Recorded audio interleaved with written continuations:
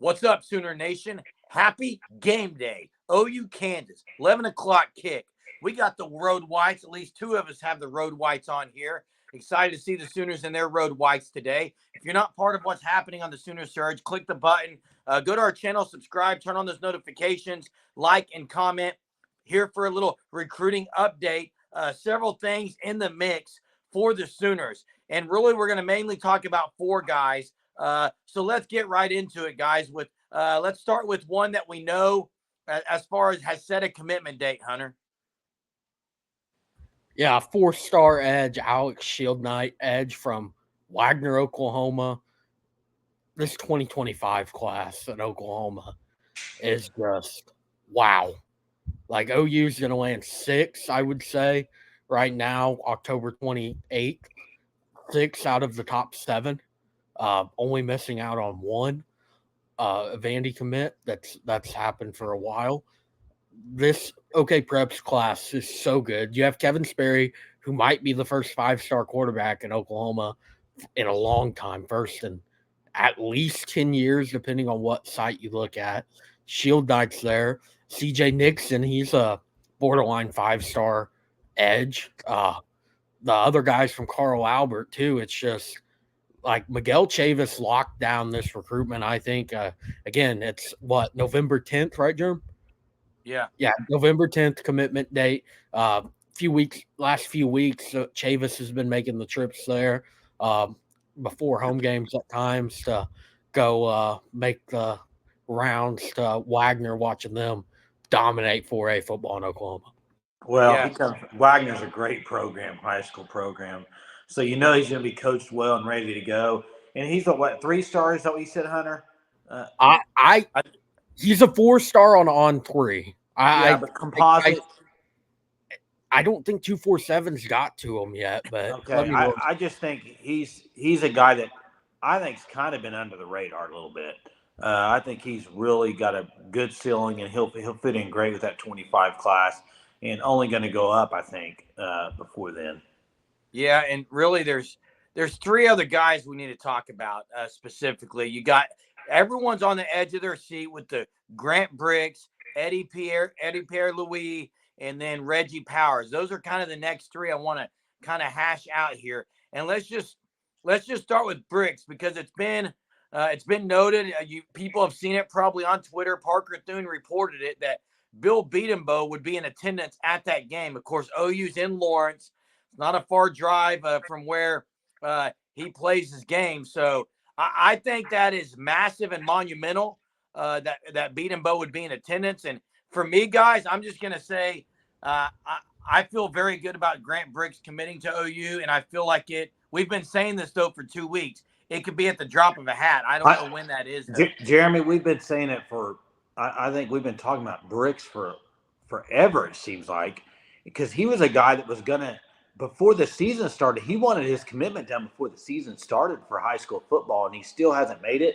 But, Nebraska, I mean, it's a desperate situation when you're parking a semi in front of the high school. I'm just going to say that, okay? And if you follow Grant Bricks at all, he doesn't post on Twitter.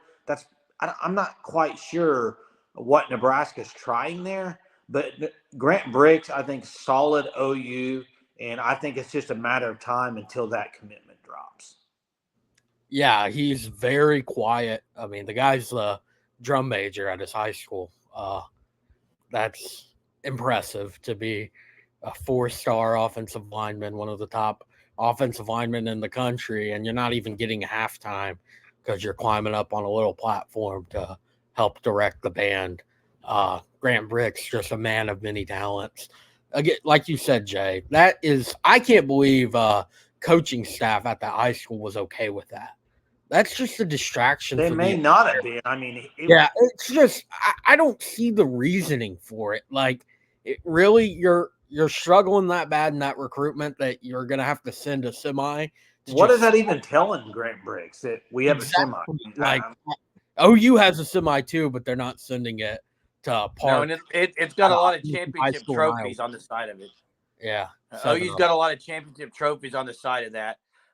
What about Eddie Pierre-Louis guy? Because Eddie EPL, because he's also, I mean, from what everyone said, was he in attendance at OU last week? No.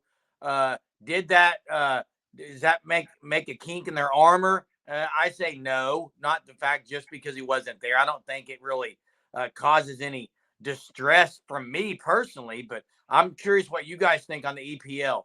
I think this is a tricky one. I still personally think there's a better chance OU gets him than they don't get him. Okay, but I will say this: in watching UCF last week, I think UCF when OU and Texas leave the Big 12, I think they're going to be a top 3 or 4 of that conference every single year. I think they're going to get great players in Central Florida, and Malzahn can coach.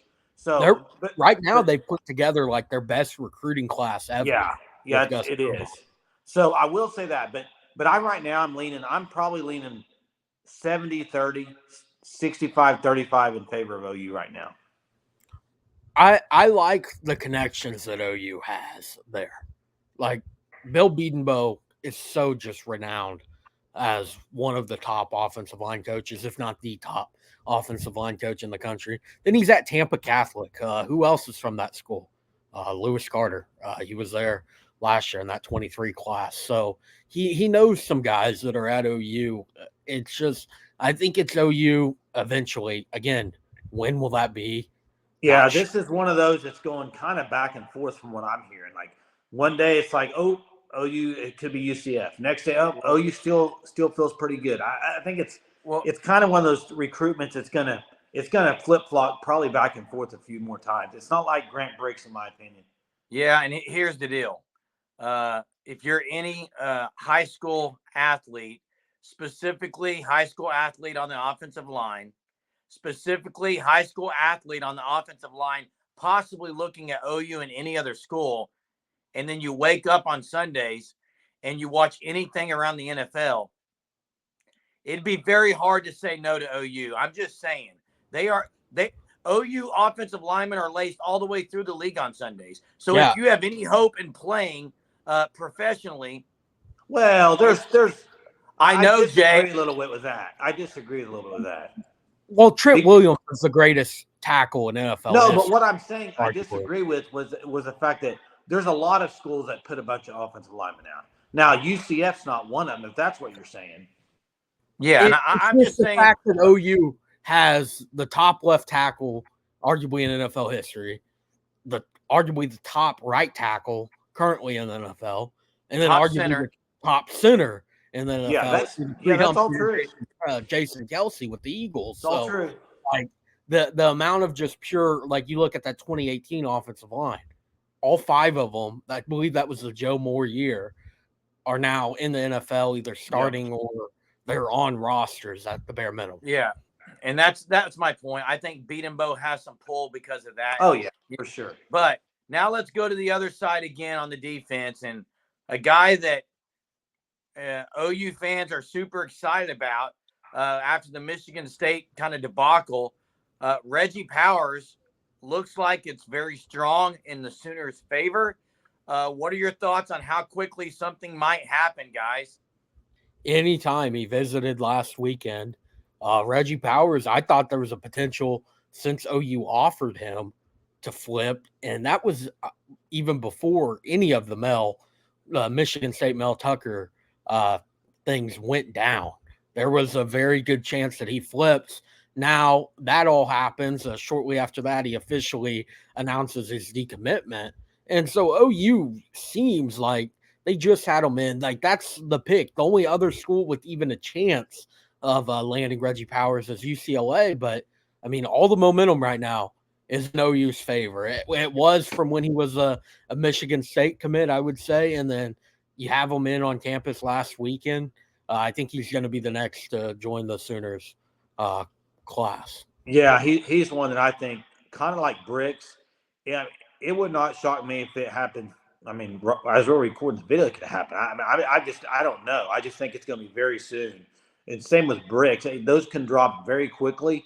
And the thing about Reggie, what a name, Reggie Powers. I mean, if you're playing safety, that's a great name. But watching what OU's doing defensively, I just think, I think he's pretty much all in. It's just a matter of time for when he commits, and it's just going to boost for that. Man, that's another great man. Brandon Hall, guys, on that back end. The real deal. The real deal. Real deal recruiter, man. Yeah. Looking at that safety room next year, the only one that's for sure gone is Reggie Pearson. Hey, you're right. And one thing, I watched the podcast that had Peyton Bowen on it with Caden Helms and Nick Anderson. I don't know if y'all can watch that. Red Dirt Rambles. And they talked about his recruitment a little bit. And he was talking about how one of the main reasons, obviously this isn't a newsbreaker, but I think Brent Venables, guys, I know we say like Brandon Hall, but Brent Venables has such an impact on these recruitments because, especially defensively, they're going there because of his defensive prowess. I mean, and when he sits down there, talks to a recruit at a visit or whatever, they're talking ball and he's explaining what different things. And I think they just sounds like Peyton Bowen was like, yeah, this guy's unreal. One of the biggest difference between Brent Venables and the last regime. It doesn't even matter if it's an offensive player. Brent Venables is recruiting them just as hard as that position group is, as hard as Jeff Lebby is on the offensive side of the ball. His involvement in recruiting is very, very noticeable, regardless of it was. And wasn't Powers last week was his unofficial, right? I believe so. I believe so. Yes. I think he had I believe so. Yeah, and so the fact that Venables basically flipping a switch automatically as soon as he stepped foot on campus with the transition to defense. So there's 4 guys to really keep your eyes on. And guys, this could be 4 commits. You had the November 10th set date. So you're looking at possibly could be 4 within that time frame very reasonably. All 4 of these guys by that November 10th that Chenault was could all happen by then. So that's something that's not far away, guys. We're at the end of October. So Sooner fans, keep your eye on those 4. Thanks for being part of the Sooner Surge. If you are not officially a part, you need to commit right now, just like these guys are going to do to the University of Oklahoma. You need to commit to the Sooner Surge by going on our channel, turning on those notifications, subscribing, and being part of it. Till next time, boys. Boomer. Boomer.